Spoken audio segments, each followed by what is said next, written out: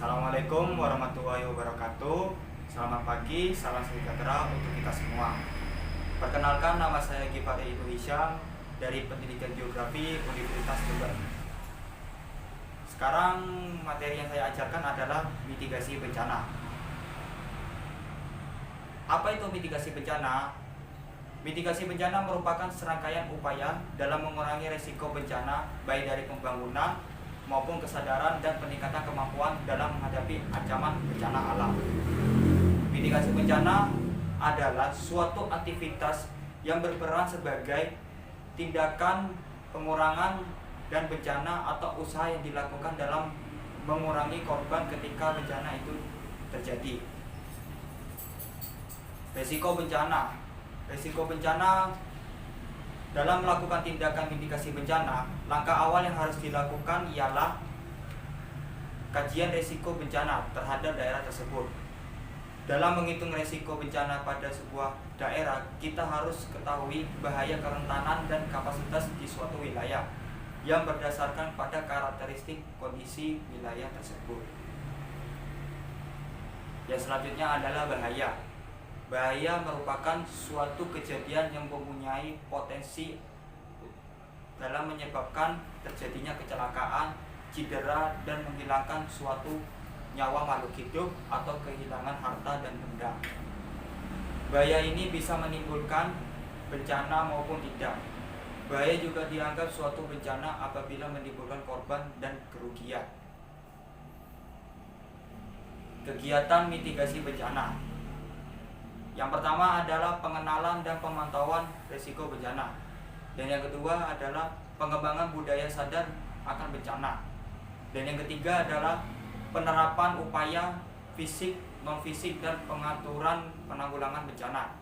Yang keempat, pengawasan terhadap pelaksanaan tata ruang dan pengelolaan lingkungan hidup. Dan yang kelima, identifikasi dan pengenalan terhadap terjadinya sumber bahaya dan ancaman bencana. Tujuan dari mitigasi bencana yang pertama adalah mengurangi resiko dan dampak yang ditimbulkan oleh bencana alam, khususnya bagi penduduk seperti korban jiwa, kerugian ekonomi, dan juga sumber daya alam. Yang kedua, sebagai landasan atau pedoman dalam perencanaan pembangunan. Yang ketiga, meningkatkan pengetahuan masyarakat dalam menghadapi serta mengurangi dampak dari bencana sehingga masyarakat akan hidup dengan aman. Nah, di sini adalah macam-macam mitigasi bencana. Yang pertama, yaitu mitigasi bencana tsunami. Yang kedua, mitigasi bencana gunung berapi. Yang ketiga, mitigasi bencana banjir. Yang keempat, mitigasi bencana gempa bumi. Mitigasi bencana tsunami. Dalam pencegahannya, bencana tsunami ini tidak dapat dicegah, namun bisa diminimalisir kerugian dan korban dari bencana tsunami ini. Contohnya seperti tsunami di Aceh pada tahun 2004 dan juga tsunami yang ada di Jepang pada tahun 2014. Mitigasi bencana gunung berapi. Yang pertama, pemantauan aktivitas gunung api selama 24 jam menggunakan alat yaitu seismograf. Yang kedua, tanggap darurat ketika terjadinya peningkatan aktivitas gunung berapi. Yang ketiga, sosialisasi petugas kepada pemerintah daerah dan juga masyarakat yang tinggal di sekitar gunung berapi. Contoh dari gunung berapi sendiri seperti di Gunung Merapi yang ada di Magelang, terus Gunung Raung yang ada di Pulau Jawa, dan yang terakhir ada di Pulau Sumatera. Contohnya seperti ini. Mitigasi bencana gempa bumi. Yang pertama, kenalilah lokasi bangunan tempat yang akan ditinggali atau bekerja, apakah berada pada patahan gempa atau tempat lain yang kemungkinan bisa terjadi tanah longsor. Yang kedua, tempatkan perabotan pada tempat yang proporsional jika Anda mempunyai lemari, dan lebih baiknya dipakukan pada dinding. agar tidak ropot dan tidak menindih pada seseorang jika terjadi gempa bumi. Ikutilah simulasi mitigasi bencana gempa bumi yang sudah dilakukan oleh pemerintah seperti di kota Padang, Jogja, dan juga di Aceh.